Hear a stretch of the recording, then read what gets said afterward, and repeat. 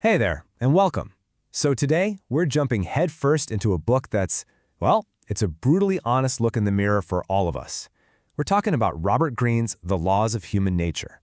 This is all about getting a handle on why we do the things we do so we can get a little better at navigating, well, everything. Let's get into it. So let's kick things off with this quote from Sir Isaac Newton himself. I mean, think about it. This is the guy who figured out gravity, right? He could literally calculate the path of planets and comets. But people? He was completely stumped. And honestly, can you blame him? Sometimes our own behavior feels like the most chaotic, unpredictable thing in the entire universe. And that really brings us to the heart of what we're talking about today. I mean, why is it that we so often act against our own best interests? You know what I mean, right? You sabotage that diet, you pick that fight you know you shouldn't, you fall for the exact same type of person again. We all have these plans, these goals, but there's this something that just gets in the way. Well, that something is exactly what we're going to try and unpack. All right, so for our first section, we're tackling a big one. It's this idea we all have about ourselves, that we're rational, that we're in the driver's seat making all these logical choices. But Robert Greene, he says nope. He argues that most of the time we aren't the calm, cool pilot. We're actually more like an emotional actor on a stage, just reacting to a script we don't even realize we're following. And this is where it gets really interesting. Because look at the difference here. The way we see ourselves, we think we're so strategic, so calm, so rational. But the reality? Oh man, the reality is we are just these bundles of emotion, constantly reacting to things, a small compliment, a perceived insult, our own deep-seated fears. We're just swimming in a sea of biases we don't even know exist. So, to get a picture of what true rationality looks like, Greene throws us back in time to ancient Athens. Imagine this. The terrifying Spartan army is at the gates, and the entire city is freaking out, total panic. But their leader, this guy Pericles, he comes up with this brilliant, totally counterintuitive plan. It wasn't about some big, heroic battle. No, it was a long, patient, defensive game. The whole idea was to just outlast the enemy, to wait for them to burn themselves out. And right there, that's the genius of Pericles. See, it wasn't just about understanding the Spartans, he understood his own people.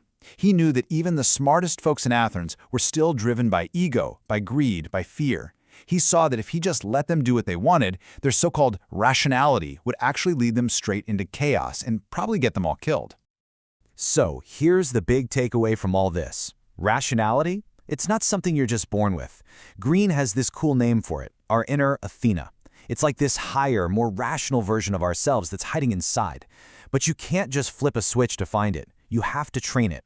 It's all about taking a step back from the drama, actually thinking through the consequences, and picking the long-term win over that short-term emotional high. It is absolutely a skill you have to build day by day. Okay, let's shift gears. Now that we've kind of faced our own irrational side, it's time to learn how to spot one of the most toxic and dangerous types of people out there, the narcissist. Trust me, these people are masters at manipulating our emotions, and they can do some serious damage if you don't know what to look for. Now, when Greene talks about a deep narcissist, he's not just talking about someone who posts a lot of selfies. No, this is much deeper. We're talking about someone with this huge, empty void inside them. They have zero stable sense of their own self-worth, which makes them completely addicted to getting attention and validation from everyone else. For them, it's like they're either a god on a pedestal or a worthless worm in the dirt. There is absolutely no in-between. So trait number one, it's all about how they see other people. To a deep narcissist, you're not you.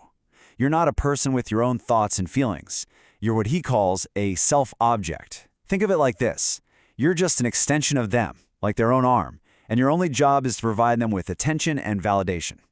The whole game for them is about control. Okay, trait number two. You know that super confident, I'm the best exterior they have?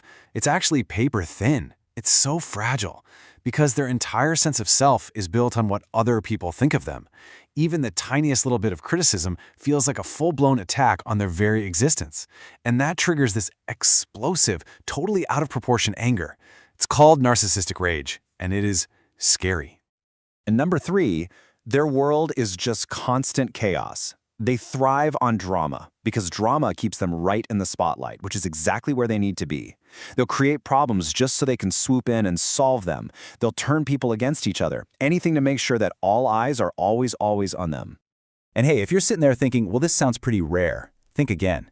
Greene actually points to studies that show a huge spike in these narcissistic traits, especially since around the year 2000. And a big part of the blame? Well, it goes to technology that makes it super easy to be self-absorbed instead of actually connecting with people. So, is there an antidote to all this? Yes, and it's pretty simple. Empathy. It is the polar opposite of narcissism. See, narcissism sends you down this spiral, further and further away from reality. But empathy? That creates this upward momentum. When you genuinely focus on other people, you build real connections, your work gets better, and you get that real, authentic validation that the narcissist is desperate for but can never, ever truly find. All right, we've looked at our own crazy, irrational minds, and we've talked about the dangers lurking out there with other people. So for this last part, let's turn back inward and talk about something really powerful. Greene calls it psychological alchemy, and it's exactly what it sounds like. It's the art of taking your biggest flaws and turning them into your biggest strengths. Take someone like the famous actress Joan Crawford. Her childhood was an absolute nightmare. We're talking poverty, abuse, the whole thing. And it left her with some deep scars. She was super sensitive, she was needy, just filled with this sadness. But, and this is the key, instead of letting that destroy her, she looked at those traits head on. She figured out how to repurpose them. That hypersensitivity, it made her incredible at reading a director's mood on set. She became a dream to work with because she could anticipate what they wanted before they even said it. And this is such a cool way to look at it, right? Every single flaw has a hidden strength buried inside it. Are you a crazy perfectionist? Well, that means you've got an amazing attention to detail. A total people pleaser? You've probably developed some seriously powerful social skills. A rebel who hates the rules? That's the energy that fuels real innovation. It's all about where you point that energy. So, how do you actually do this? Well, Greene breaks it down into 3 steps. Step 1, you got to look at yourself with brutal honesty. No excuses. Step 2, figure out where that flaw came from. Usually it's some kind of defense mechanism you built as a kid. And then step 3, the magic part. You consciously take all that energy and you redirect it. You point it away from the destructive habits and aim it squarely at your work, at something productive. And that kind of brings us to the end here. We've covered a lot, right? Rationality, narcissists, turning your flaws into strengths. But really, all of these different ideas are pointing towards one final massive challenge. It's something Socrates said thousands of years ago, and it's really the heart of this whole book. The unexamined life is not worth living. The journey Greene is laying out for us, it's all about honest, tough, sometimes painful self-examination. If we don't do that work, we're just puppets, pulled around by our own emotions and by the people around us. But let's be super clear about one thing. The point of all this isn't to make you cynical or paranoid. It's not about looking at everyone with suspicion. The goal is to become a clear-eyed observer, to see things as they really are. This knowledge is a tool for awareness, for empathy, and ultimately, a tool to free yourself from all those destructive patterns that hold so many of us back. Because at the end of the day, figuring out other people, that's one thing. But the first and the last and by far the hardest person to ever understand is always yourself. So I guess the only question left to ask is, are you ready to take a look?